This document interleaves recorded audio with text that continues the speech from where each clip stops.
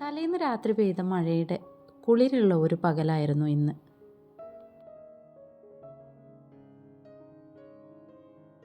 വിശദമായിട്ട് വീഡിയോ ചെയ്യണമെങ്കിൽ ലീവുള്ള ദിവസമേ പറ്റുള്ളൂ. അപ്പം ഞാൻ ഇന്ന് തെരാപ്പാര മുറ്റത്തൊക്കെ അങ്ങനെ നടന്നു. പിന്നെ വന്നിട്ട് നല്ലൊരു കോഫിയാണ് ഉണ്ടാക്കിയത്. പിന്നെ നമ്മൾ അതിലേക്ക് എന്തെങ്കിലുമൊക്കെ തട്ടിക്കൂട്ട് ഉണ്ടാക്കാൻ വേണ്ടിയിട്ട് മുട്ട എടുത്തു, ഒരു ബുൾസൈ അടിച്ചു. പിന്നെ അതും ബ്രെഡും കൂടെയാണ് കാലിച്ചായയിലേക്ക് കഴിച്ചത്.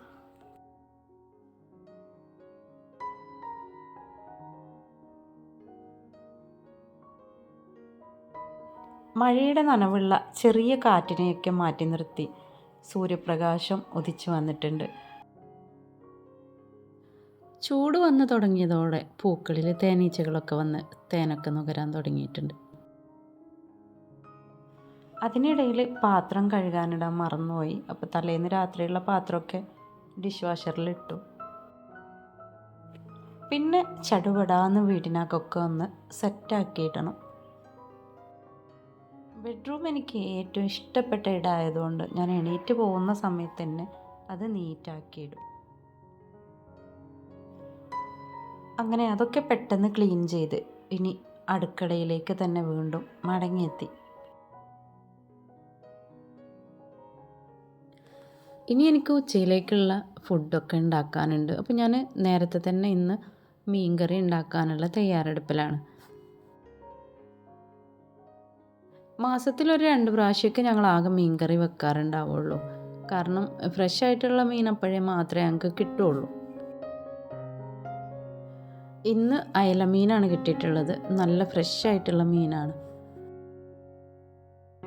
ഇഞ്ചി വെളുത്തുള്ളി പേസ്റ്റൊക്കെ തീർന്നിട്ടുണ്ട്. ഇനി അതൊക്കെ സെറ്റാക്കാൻ ഒരു ലീവുള്ള ദിവസം കണ്ടെത്തണം.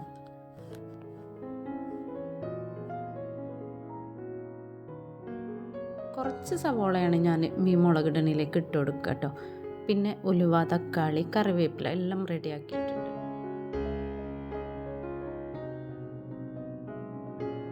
അപ്പോൾ ഇന്നത്തെ കുക്കിംഗ് നമ്മൾ മൺചട്ടിയിലാണ്, വെളിച്ചെണ്ണയിലാണ്.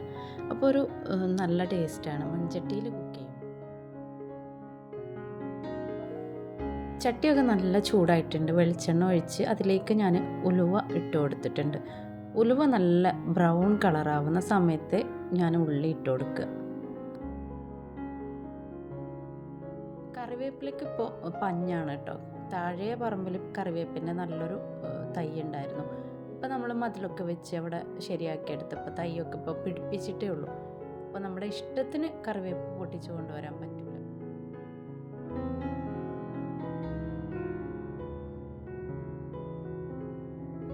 മൺചട്ടിയിൽ എന്തുണ്ടാക്കുമ്പോഴും എനിക്ക് ഒരു വേറൊരു ഫീലിംഗ് ആണ് കേട്ടോ.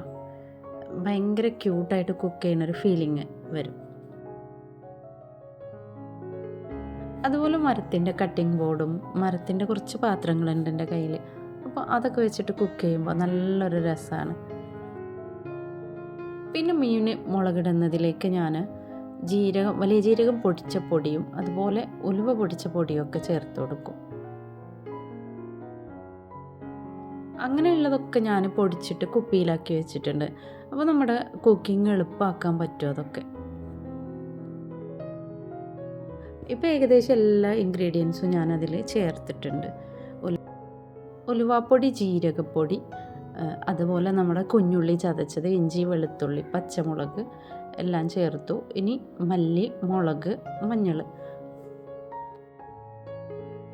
പിന്നെ കുറച്ച് മല്ലിച്ചപ്പിൻ്റെ പൊടിയും ചേർത്തിട്ടുണ്ട് കേട്ടോ. അതിനുശേഷം വെള്ളത്തിൽ കുതിർത്ത് വെച്ച ഒരു കുടംപുളിയുടെ ഇതളും ഇട്ട് കൊടുത്തിട്ടുണ്ട്. കുടംപുളി എപ്പോൾ യൂസ് ചെയ്യുമ്പോഴും ഞാൻ അനുരാധയെ ഓർക്കും. എനിക്ക് യൂട്യൂബിലൊരു ഫ്രണ്ട് ഉണ്ട്, അനുരാധ. അവളാണ് കുടംപുളി എല്ലാ വർഷവും മുടങ്ങാതെ എനിക്ക് അയച്ചു തരും കേട്ടോ. അവൾ കുടംപുളി അയച്ചു തരാൻ തുടങ്ങിയതിന് ശേഷം ഞാൻ പിന്നെ പുളി വാങ്ങാറേ ഇല്ല. അപ്പോൾ നമ്മുടെ കറിയൊക്കെ നല്ല ഗ്രേവിയായിട്ട്, തിക്കായ ഗ്രേവിയായിട്ട് മാറിയിട്ടുണ്ട്.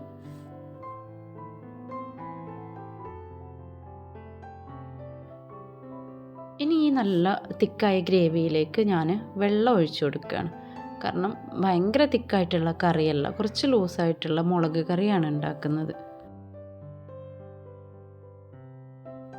ഇനി ഉപ്പും മുളകൊക്കെ നോക്കുന്നൊരു കടമയാണ്. ആ ഒരു ഉപ്പും മുളകൊക്കെ ഒന്ന് ടേസ്റ്റ് ചെയ്ത് നോക്കിയതിന് ശേഷം ഞാനതിലേക്ക് നമ്മൾ മുറിച്ച് വെച്ചിട്ടുള്ള ഫ്രഷ് ആയിട്ടുള്ള അയല ഇട്ട് കൊടുത്തിട്ടുണ്ട്. നന്നായിട്ടൊന്ന് ഇളക്കിയതിന് ശേഷം പിന്നെ ഞാൻ 2 ചെറുനാരങ്ങ ലീഫ് അതിലിട്ടിട്ടുണ്ടായിരുന്നു കേട്ടോ. പിന്നെ അടച്ചു വെച്ച ആ ചെറിയ തീയിലിട്ടിട്ട് നമുക്ക് വേറെ എന്തെങ്കിലുമൊക്കെ പണികൾ ചെയ്യാൻ പോവാം.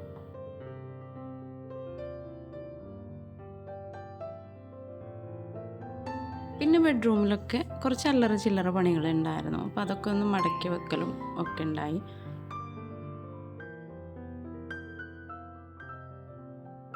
പിന്നെ കിട്ടിയ സമയത്തൊക്കെ നമുക്ക് ക്ലീൻ ആക്കുമ്പോൾ അതിൻ്റെ വീഡിയോ എടുക്കലും പിന്നെ പുറത്തുള്ള ചെടികൾ നനക്കലും വരാന്തയിലെ ചെടി നനക്കലൊരു ടാസ്ക്കാണ്. അപ്പം ഞാനവിടെ ക്ലീൻ ആക്കുന്ന സമയത്ത് ആ വെള്ളം ഒഴിച്ചു കൊടുക്കുകയാണ് ചെയ്യാറുള്ളത്.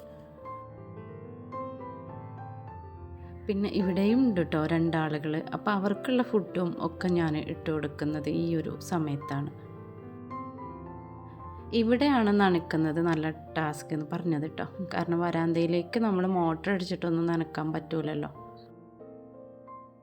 പിന്നെ ആഴ്ചയിൽ ഒരു ദിവസം ഞാൻ പുറത്തേക്ക് വെച്ചിട്ട് ഇവരെ കുളിപ്പിച്ചെടുക്കുകയാണ് ചെയ്യുക. ഈ ഒരു ഭാഗത്തായതുകൊണ്ട് സൂര്യപ്രകാശമൊക്കെ ഇവർക്ക് നല്ലോണം കിട്ടും, വളർച്ചയ്ക്കൊന്നും കുറവില്ല. പിന്നെ വരാന്തയിലും ബെഡ്റൂമിലൊക്കെ നട്ട് വളർത്താൻ പറ്റിയതിൽ ഒരു നല്ല ചെടിയാണല്ലോ മണി പ്ലാന്റ്. ഇത് ഒരു തരം ബിഗോണിയാണ് കേട്ടോ. അപ്പോൾ അതും വള്ളിയായിട്ട് പടർന്നിട്ടുണ്ട്.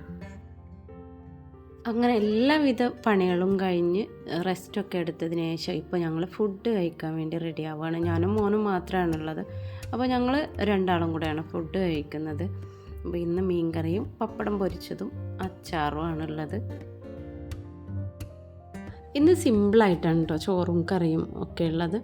അപ്പോൾ ഞങ്ങൾ ഇന്ന് മീൻകറിയും അച്ചാറും കൂട്ടി പപ്പടവും ഉണ്ട്, അതും കൂട്ടിയിട്ടാണ് ചോറ് കഴിക്കുന്നത്. അങ്ങനെ ഇന്ന് ടേസ്റ്റി ആയിട്ട് മുളകിട്ട ഈ ഒരു മീൻകറിയും കൂട്ടിയിട്ട് ഞങ്ങളുടെ ഒരു ദിവസത്തെ വീഡിയോ ആണ് കാണിച്ചത്. ഇന്നത്തെ ഈ ഒരു വീഡിയോ നിങ്ങൾക്ക് ഇഷ്ടമായിട്ടുണ്ടെങ്കിൽ നിങ്ങൾ ലൈക്ക് ചെയ്യണം കേട്ടോ. പിന്നെ വീഡിയോ എന്തായാലും കണ്ടതിന് ശേഷം നിങ്ങളുടെ ഒരു അഭിപ്രായം കമൻ്റായിട്ട് എഴുതിയിടാൻ മറക്കരുത്. അതുപോലെ ആരെങ്കിലുമൊക്കെ സബ്സ്ക്രൈബ് ചെയ്യാത്തുണ്ടെങ്കിൽ ഒന്ന് സബ്സ്ക്രൈബ് ചെയ്ത് സപ്പോർട്ട് ചെയ്യുക. ഇനിയും നല്ല നല്ല ഒരുപാട് വീഡിയോസായിട്ട് ഞാൻ വരാം. അതിനു മുമ്പ് എല്ലാവർക്കും നന്ദി, നമസ്കാരം.